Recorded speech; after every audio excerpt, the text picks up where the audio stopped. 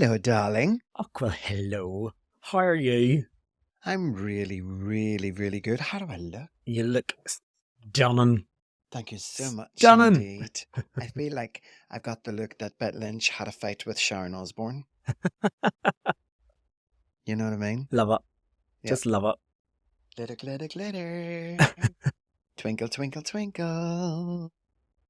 Yes, it's like the night of the stars. And like the Oscars, the 2025 Oscars. Yes. Well, actually, it's so good to be back for a One to the Road episode. And you are looking very show busy, very regal, I have to say. Thank you, Looking darling. well. You do scrub up well now, Lexi. You do I scrub do up indeed, well. love. Yes, yes. It's amazing what you can do with one hand and a power hose. Mm-hmm.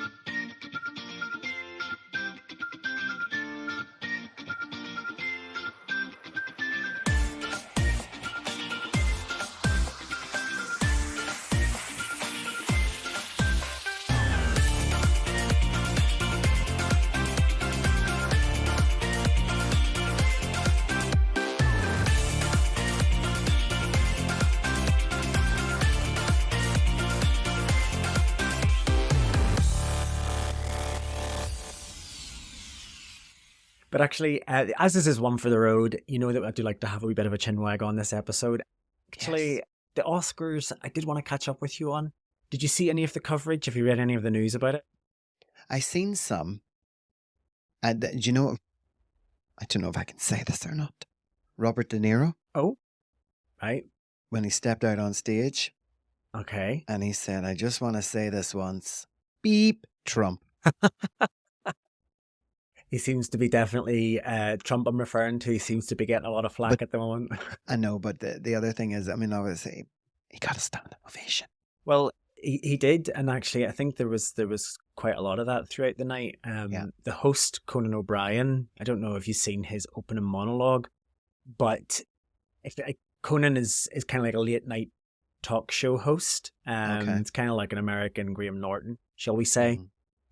And he is known for his humor, to be quite sharp.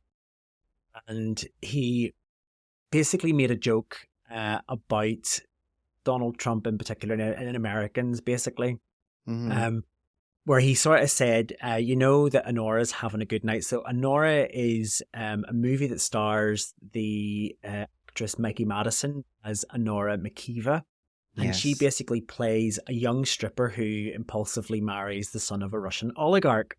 So during the opening monologue, he said, you know that Honora's having a good night.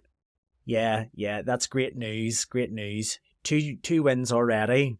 But I guess the Americans are excited to see somebody finally standing up to a powerful Russian. And again, a lot of laughter, cheers from the crowd in the room. So I think it was kind of the night for it, you know, especially with Robert De Niro, you know? Yeah. Well, I think it's, you know, obviously politics doesn't come into, you know, anything because those people are in a world and a bubble of their own. Yeah. But, you know, we could talk about this until we're blue in the face, but you know what? Let them all get on with it. They're going to do it anyway. I feel fabulous. You look gorgeous. I'm well lit. Yeah, you are indeed. And I've added a few more bits and pieces to my backdrop. You have. You see? Indeed, there's an I odd... have. The benefit of our listeners who aren't watching, there is a creepy head popping over Tina's... It's Tina's right shoulder for me, but I'd imagine it'll be your left shoulder, Tina. Mm-hmm. There's this weird head that's just sort of peeping out from the corner. What is Can you that? see Is it? that like a doll or something? It's like a head, like it's solid plastic, and it's a wig head, Oh, right, okay. a wig stand. Right. But you see in the corner, you see it just there beside the picture. Mm-hmm. There's one shoe. Mm-hmm. There's a story about that shoe. Oh, okay. Yeah, we'll leave that for, and it's a real true Cinderella story. Okay. So, and it's lovely. It's a tearjerker. I know. But here, back to the Oscars. It was a historic night. What do you reckon? Well, obviously the historic nomination for Karla Sophia Gascon's nomination as the first openly transgender actor for an acting Oscar represents a monumental shift in Hollywood's inclusivity and recognition of a gender diverse talent. Yeah, so the very first time that there's an openly transgender person has actually won. Yeah. Or sorry, not won, but it was a nomination. Like Nomination.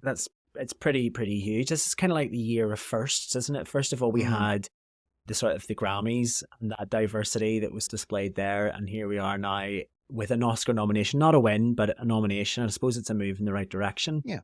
So here, did you hear about the backlash of Karla Sophia Gascon? She had put up a bit of a controversial post on social media. Right. Has now sort of sparked a whole online debate. People are coming to her defense. Others are questioning, you know, the impact of her past statements, which have led to mixed reactions online about accountability in the public sphere. What is your view on like old social media posts that have resurfaced, right? Because this is something that happens often. You know, you hear about people being kicked out of UK Big Brother because they said something a million years ago. Mm-hmm. Do you think people should be held accountable, Tina, for their like old opinions, especially when they may have been opinions that were reflective and perfectly acceptable at the time, even though that they may not be acceptable now? What do you reckon? You see, as we go through the different decades in our lives, you're 1 to 10, you're 10 to 20, you're 20 to 30. By the time you get to 30, you're a completely different person than what you were when you were 20. Mm-hmm. You know? And when you get to 40, you get that little bit wiser. When you get to 50, so on and so forth. So I honestly think old opinions were who you were at that time. But what should be remembered is what type of a person you have become. Yeah. And I think that should be approached so differently now, you know, because it seems like everybody wants to hang somebody. Yeah. And I do think, you know, we're all talking about equality and forgiveness and acceptance, but yet they're ready to hang someone from the rafters because something they said 15 to 20 years ago, you know? I just think it's a whole load of BS, to be honest with you, and someone's just looking for a little bit of recognition. You know, we found this post from such and such 12 years ago. Shut up. Yeah. I really do. I think it's pathetic. It was interesting, though. The camera shot to Selena Gomez. I don't know if you know Selena Gomez. She's a singer. Mm-hmm. But there was, when the camera kind of shot round, there was a bit of perceived tension between both Gomez and Gascon. Like during the ceremony, and I find it quite intriguing. But I do wonder, like, you know, was it personal? You know, do you think something's really happened there? Or do you think it's just reflective of the underlying tensions within the actual industry itself? Now, people have been out there trying to dissect the body language, as you do, you know, that way. Yeah. And really trying to work out their interactions to sort of find out what might have happened behind the scenes, really, because these things do tend to boil over into the public sphere. Well, they absolutely do, but they also need to realise that look at where they are and look at what they've got and look at what they're doing. And just leave each other alone. If you don't understand it, try to respect it. And if you can't do that, don't be going and giving off bad vibes. Yeah. Especially on television, because that encourages more hatred, that encourages more negativity. And it just really isn't good at all. It just really isn't good at all. You know, it fascinates me. It really does. But actually, just on that, like another example of this. So a couple of weeks ago, there was the whole carry on with Gino D'Acampo. Do you remember? Yes. And this is like another real kind of reviews that might have been reflective at the time has now kind of came back to bite people on the proverbial behind. You know? See, this is what I don't understand, because they watched him do it. Mm-hmm. They listened to him say it. They laughed along with him. They encouraged him to be the way he was. Now, this wasn't him groping or molesting or doing anything of that nature. These were something that he said was inappropriate 12, 15 years ago. Yeah. Yeah. And I just think, oh, hold on a wee second. You need to draw the line here. And now they're going to hang him out to dry. Mm-hmm. You know, they let him stand there naked when he was on with Phil and Holly with an apron around him in the morning. And everybody laughed. Everybody thought it was fun. And they thought, and the producers and the directors all thought it was fun. And now all of a sudden, he's this horrible, horrible person because of some of the things that he said. Dry your eyes. Yeah. Absolutely ridiculous. You know, for ITV severing the ties, the decision by ITV and the relationship with Gino following the allegations of inappropriate behaviour reflects a growing industry and wide scrutiny of celebrity conduct. I mean, what does that say about ITV stance and workplace ethics? But that for me, that just goes. You just raised the very valid point there. Like it feels to me that this is kind of reactive for ITV, Yeah. and the fact that they're severing ties with them, they're kind of doing damage control like long after the fact, even though they were neighbours. Yeah. They find it was perfectly acceptable at the time, and now because somebody's kind of maybe, I'm going to say cry wolf, and of course I mean that, just somebody's got offended. He did it. It's well documented, but now somebody has came along and went, actually, that doesn't sit well with me long after the fact, now that they've decided to drop him. Now, of course, he denies like all of the allegations and calls them deeply upsetting. His public denial actually sparked further discussions about the balance between accusations and the importance of due process in the court of public opinion. Do you know what I mean? It is. Yeah, well, obviously the public are divided because the fallout divided fans, with some defending Gino and the others arguing that the entertainment industry needs to hold individuals accountable for their actions. Yeah. But I also think when I look at ITV and that whole, that spoon feeding and yes, you're funny, yes, you're hilarious, yes, you're amazing, yes, you're amazing. And then all of a sudden, but I think it depends on who it was made the initial complaint and what power they have. I think it comes from maybe a certain group who have got together and said, right, we need to hit them with this. Or are these people going, right, well, we need to get rid of somebody because we've got something else brand new and sparkly coming along, so we need to, are they making it up? Yeah.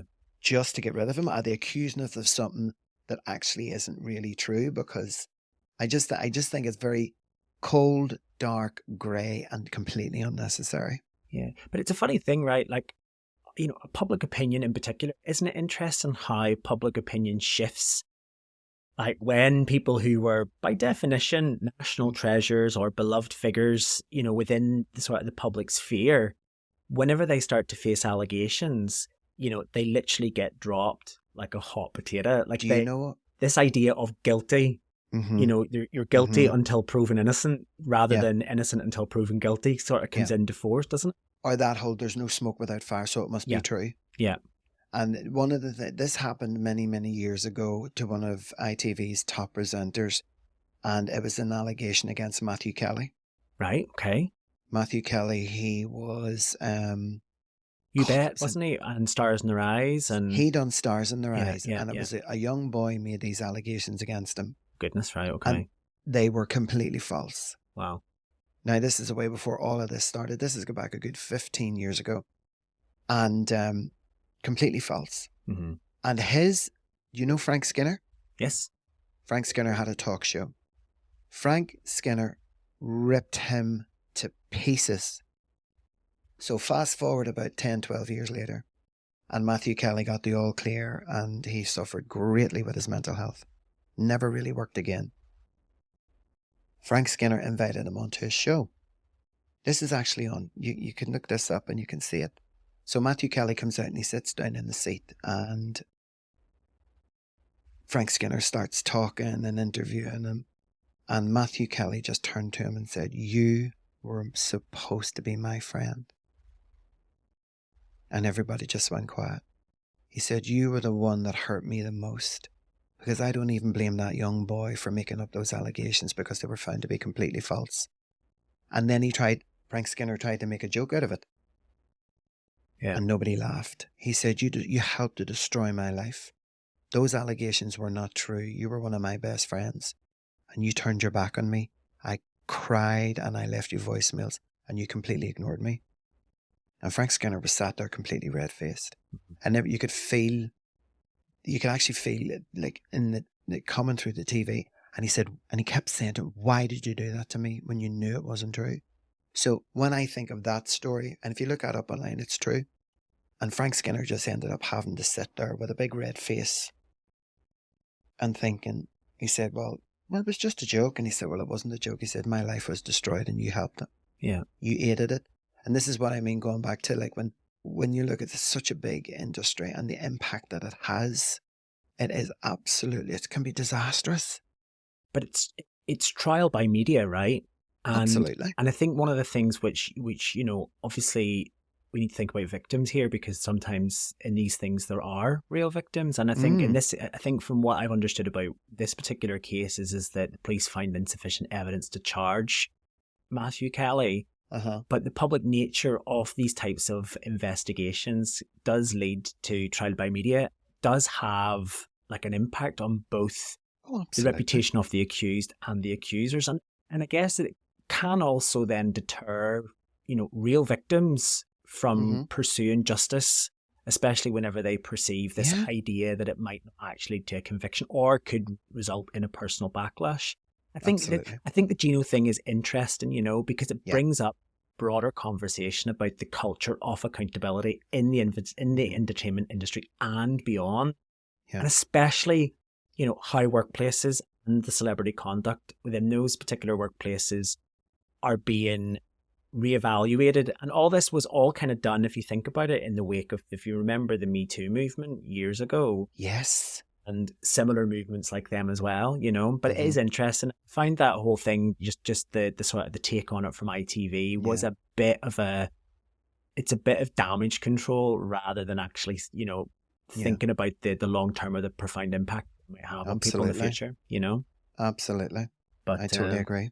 Yeah, it was a bit of a shock. But here, you know me, I like a good TV show. I do like a good TV show.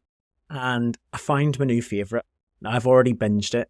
There's 4 seasons of this, but can highly recommend that you go and give it a watch.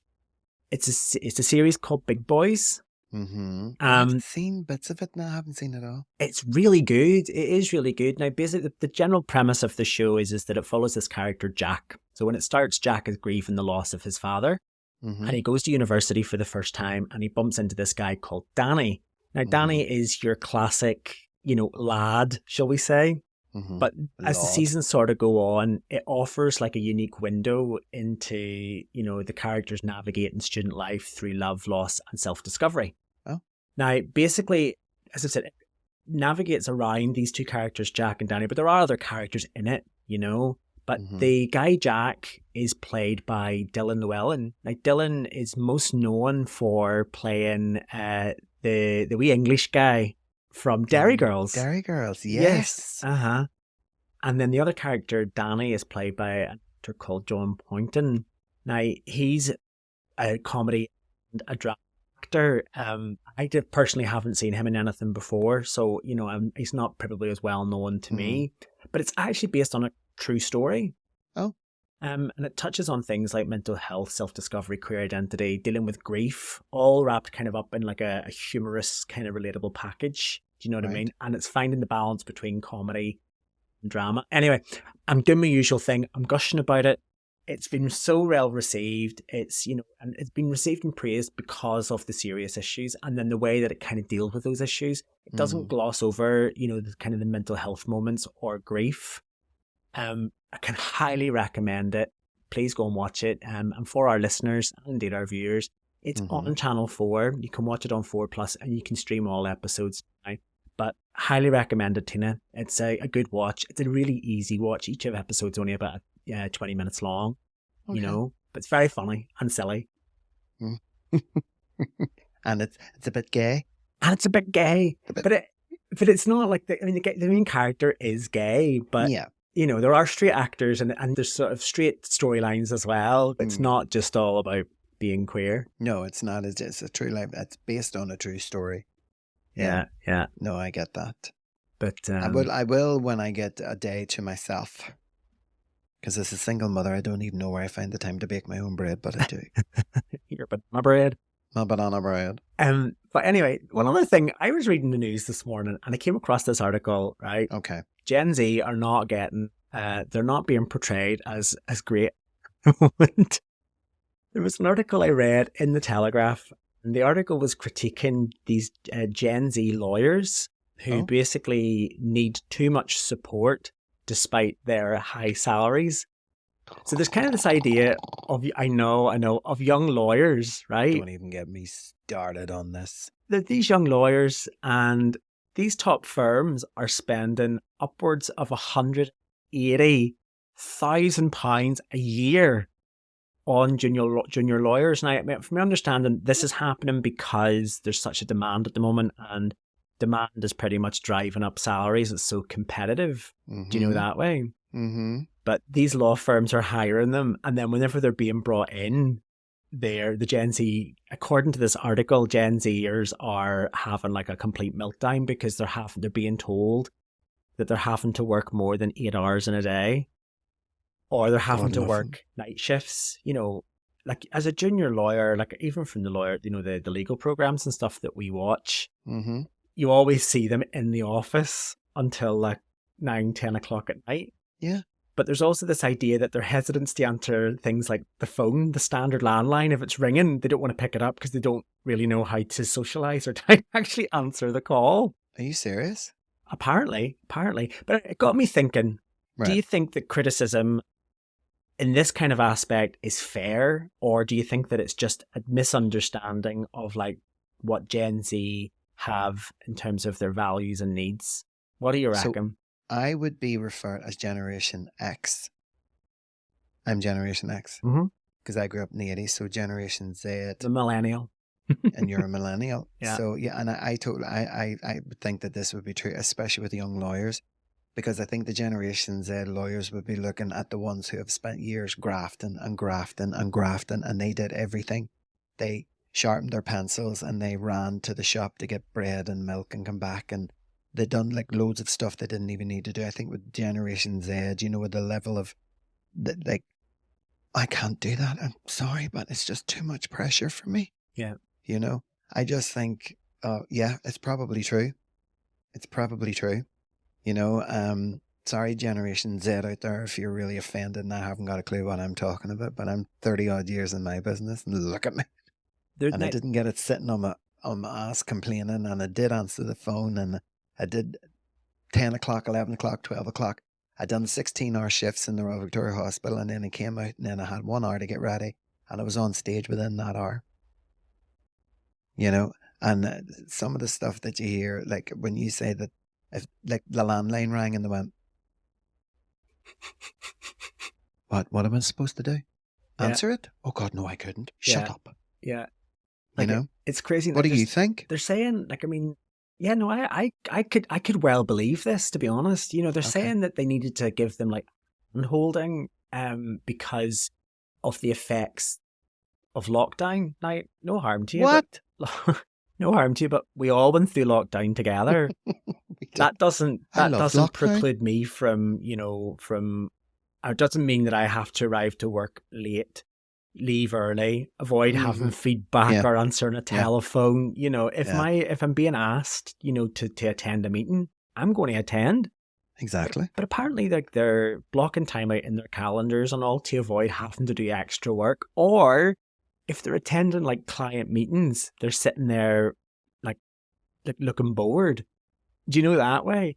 Again, I have to stress, this is all based on this one article that I found in the Telegraph. Well, this is very interesting, because if I was going to invest that amount of money in someone or a group of people who were coming into my company, whether it be a lawyer, whether it be a bar, whether it be a restaurant, and they behave like that within the first week, I can guarantee you I would save myself £170,000, £179,000 instantly, because by the end of the week you would know whether you're in trouble or not with these new recruits. You know, I that baffles me.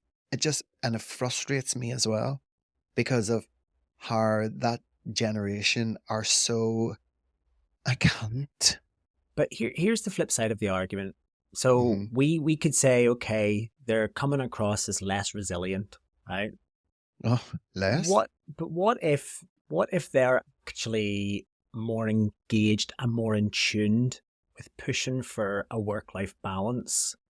Because we as professionals, we just get on with it. And sometimes that's to the detriment of our own health and well-being.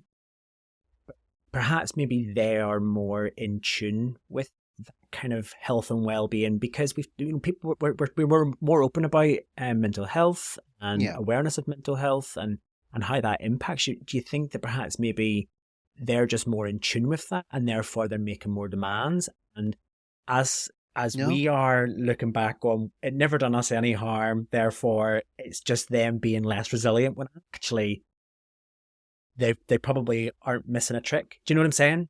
They're not missing a trick, and they're milking the bejesus clean out of it. And they're just being lazy wee, and trying to get away with doing as little as possible. But here's what's going to happen. Generation Z will pass. And by the time they get to where they're supposed to be, by getting up off their backsides, by doing what it is they're being expected to do and getting paid for it, everybody else from Generation X and the millennials will have taken over them, and they'll be left sitting with either no job or what happened, and still trying to blame everybody else. But it wasn't my fault, because you can't keep on doing this in the workplace. You can't keep on saying this in the workforce, where people have to come together and you have to graft and you have to work hard.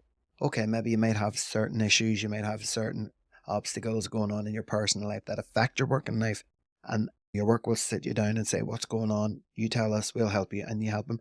You can't milk that forever. Yeah. We all went through lockdown. We all experienced the same thing, some greater than others, and they're back to work. Yeah. And they're getting on with life, because life goes on.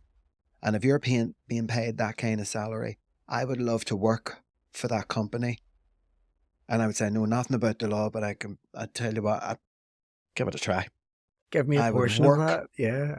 For 180 grand a year? I Are you know. mad? I know. I think even though hold on. No, I'm all right being a drag queen. I'm not doing too bad. But even if you're going to pay, if you're going to command like a salary of £180,000 a year, you have to have some sort of understanding that people are going to want a return on that investment. Mm-hmm. And I should point out that the law firm has responded by saying that they're beginning to adapt to this new workforce by hiring in extra support staff and offering more training. This shift, though, does raise questions about how workplaces are evolving to accommodate the expectations of younger employees, rightly or wrongly. It just shows you, Oh my God. Here's no, a question for you. I'm sorry, but no. I wouldn't even want a law firm like that to represent me in court. Yeah. Because I would expect somebody like real old school with history, with a bit of backbone. I object. Yes. Like, really? No, it's okay. I know everything there is, because I've watched every episode of LA Law. Yes. It's like, yeah. And you can train and learn and educate. And when you get out into the field, like as I call it, the factory floor, when you get on that's when you learn the most. Yeah. Yeah. That's how doctors become professors, become consultants. Do you understand what I mean? Yeah, no, it's because they learn from the best. The people who are on the floor can be as educated and as smart as you want. Yeah. But when you get out in that arena, you're never going to learn unless you're willing to sacrifice a little bit of blood, sweat, and tears. I agree. And if you're going to sit in the corner with your thumb in your mouth, honest, I would never make a very good corporate, what do you call it, boss. Yes. I would line them all up like like an assembly. Uh-huh. Right, G, think I'm going to pay you £180,000 and you're going to walk up to me and say to me, I'm not well. I have long COVID. Well, you have two black eyes to go with it, now move. So here, question. Well, go. Plain toilets and standing seats. Would you pay? You see, okay. So I seen the God forgive me, excuse me, because I can't remember his name, the guy who runs Ryanair. Michael O'Leary, that's right. How are you doing, chicken? So yes, and Ryanair's suggestion to charge for using onboard toilets has sparked outrage, while the airline never followed through. The idea raised important discussions about the commercialization of basic services. Mm-hmm. Now, if you were to ask me, would I be a passenger willing to pay for such a service? Like, would it set a dangerous precedent? I'll tell you what would happen. Do you see, if you would be able, like if you had to pay to go to the toilet, right, you wouldn't go up and down as much. But I think the drawback from that is people wouldn't buy as much drink. Yeah. Or as much food. Do you understand what I mean? I just think that's a bit of a stupid idea, because what he was saying was not that many people would then get up to go to the toilet. So if they could take the toilets out at the back and put in 2 extra rows of seats, yeah, because you would only have the toilets at the front. where they need to be. And I was like, I don't know. I don't really know, because I always sit in the same seat when Right. I fly. I'm actually away this Thursday. Oh, how exciting. How exciting. 28F? 29F. You're free. You're free to get it right. You silly sausage. But here's one I found very interesting now. Standing seats. The concept of vertical seating is being explored by some airlines as a way to maximize space and reduce costs. What do you think about that? I think it's mental. First of all, to answer your previous question, I think it does set a dangerous precedence. Okay. Primarily because going to the toilet is a basic human function.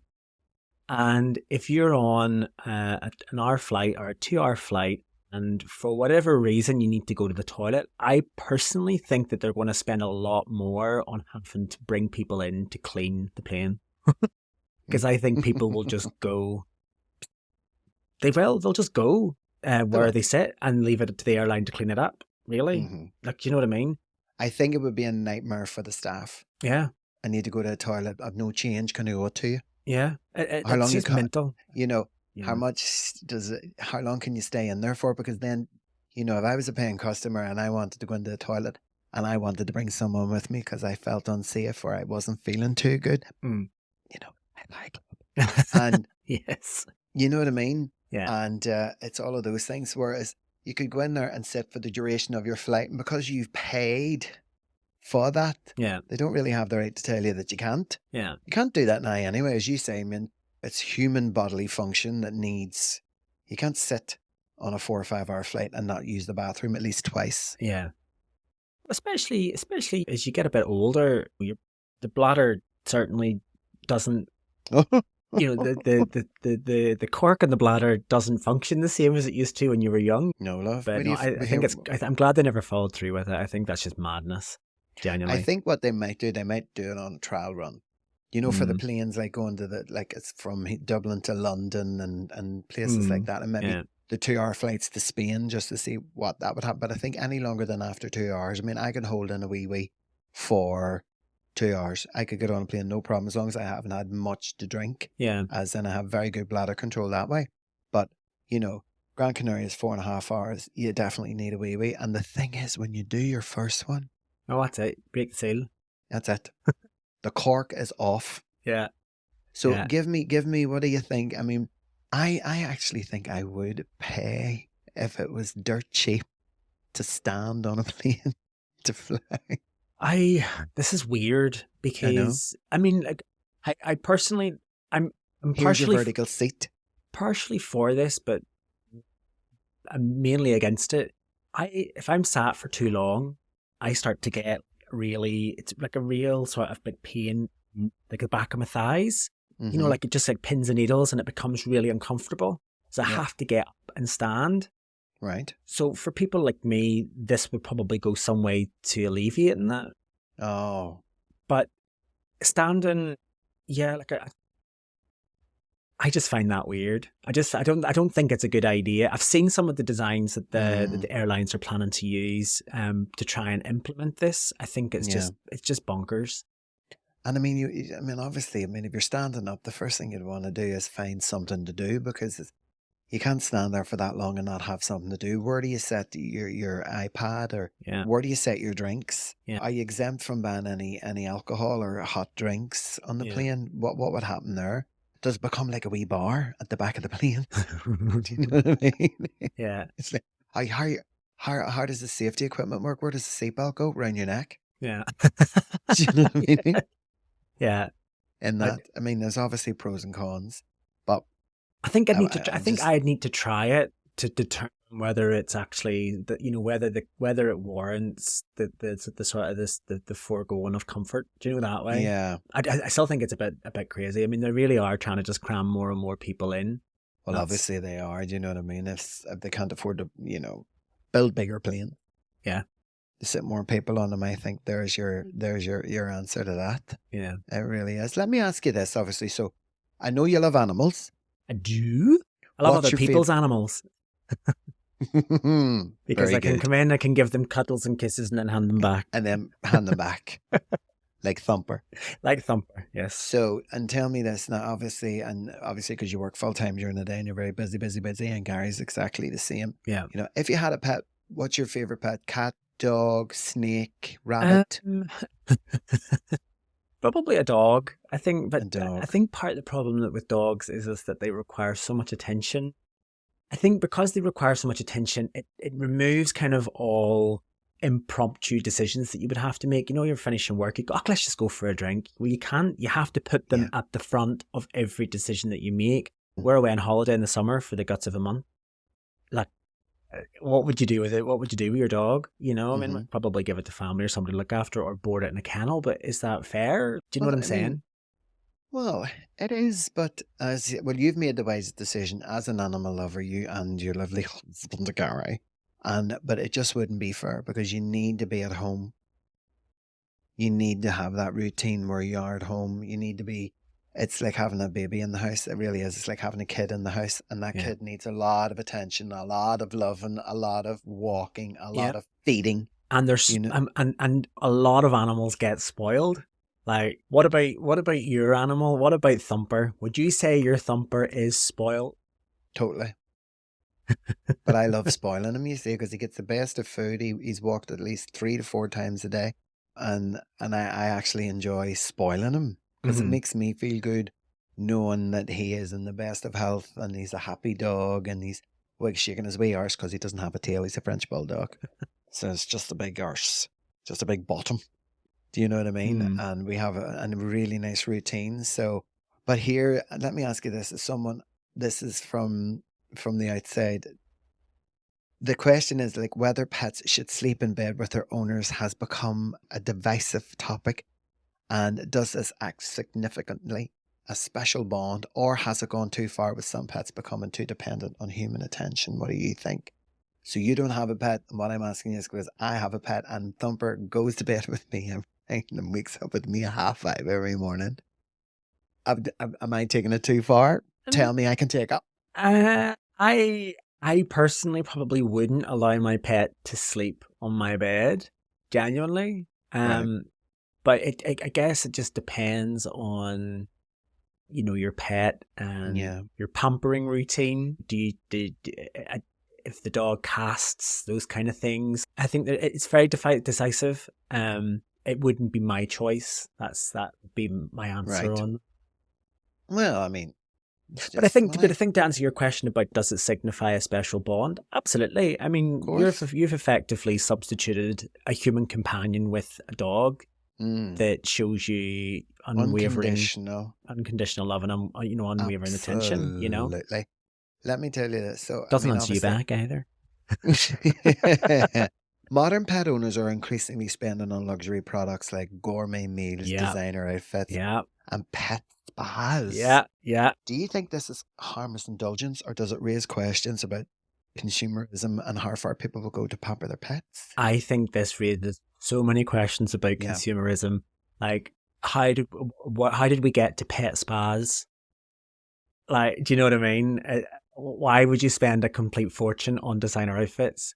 I mean, that just doesn't compute with me. It's like if you're really wanting to show your affection to somebody or something, you could maybe donate to charity or whatever, rather than spending hundreds, if not thousands, on outfits and day spas for your dog or your dogs, pet. I don't think they even want that. I mean, see, when I see people putting those wee kind of sort of foot, you spoke about that before, on dogs' paws, and I would think, take that off. You know, or the pushing them in a. Yeah. Find all that weird. Yeah. That is so, I'm like, what are you doing? Yeah. I think that's going too far. We doggies just want a nice, warm, clean home, a very responsible, respectful owner, lots of love, lots of food, kisses and cuddles. Yeah. And that's it. Don't take it that far, because I think then it goes into branding, then it goes into social media, and then it's like, and I see the minute I see someone doing something with a pet that doesn't make me feel comfortable, as in, i.e., if you want to dress your dog up in a gorgeous wee jacket and whatever else, that's fine, go ahead. And you're not being cruel. I'm not suggesting for 1 second that you are, but for me it just doesn't sit very well. Yeah. Dogs have lovely thick coats. Yeah. And they'll be fine. as long as they're well looked They after. managed for millions of years, do you know what I mean? Like, Yeah. Or however long dogs have been around. I'm not an Yes. expert, but I mean, I'm pretty sure that they're like us. We've Well, I dare evolved. say if Pure Thumper had a wee Gucci collar on by now, it would have been ripped off him. Somebody would have had a brand new sports car. I was going to say, somebody would have you robbed. Gag. Well, look, we are at the end of the episode, Miss Legs. No. I know. It's one for the road. Hold on, one let me for be the a wee road. bit more dramatic. Can I be a bit more dramatic? Go for it. No. But as always, it's been a delight to get caught up with you. And for the benefits of our viewers and our listeners, if you want to get in touch with us, you will find all of the details and how to get in touch with us in this very episode's description. You can hit us up on all of our socials. We're G&T Pod. Or you can drop us a mail, you can WhatsApp us, you can send us a carrier pigeon, you can send smoke signals. I mean, how you want to get in touch, we've probably catered for it. And of course, we must give a very special shout out to our Patreons and those Patreons that are paying. Thank you so much. For the price of a drink every month, you could help Tina and I by keeping the conversation flowing by buying us a drink. Paid membership on Patreon starts from as little as £3 per month.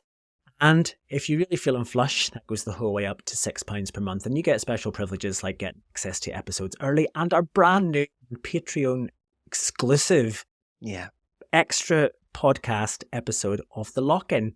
We need to give a very special shout out to our latest Patreon, Dominic Lynch. Thank you so much, Dominic. We really appreciate you. And thank you so much for believing in us. So, Yes, Miss thank you Legs, so much until indeed, next Dominic. time. Welcome to the party. Until next time. Chin chin. Thanks for tuning in to this episode of G&T Sips and Giggles. If you've enjoyed our conversation, then don't forget to share it with your friends, and why not subscribe to the podcast so you never miss an episode. Your reviews mean the world to us and really help others find the show, so please take a moment to leave one, but be kind. If you'd like to support the podcast, why not consider joining us on Patreon? For the cost of a drink a month, you can listen to episodes early, access exclusive digital content, and get discounts to upcoming G&T shows. Your support helps us keep the conversation flowing. Cheers, we'll see you next time. Chin chin.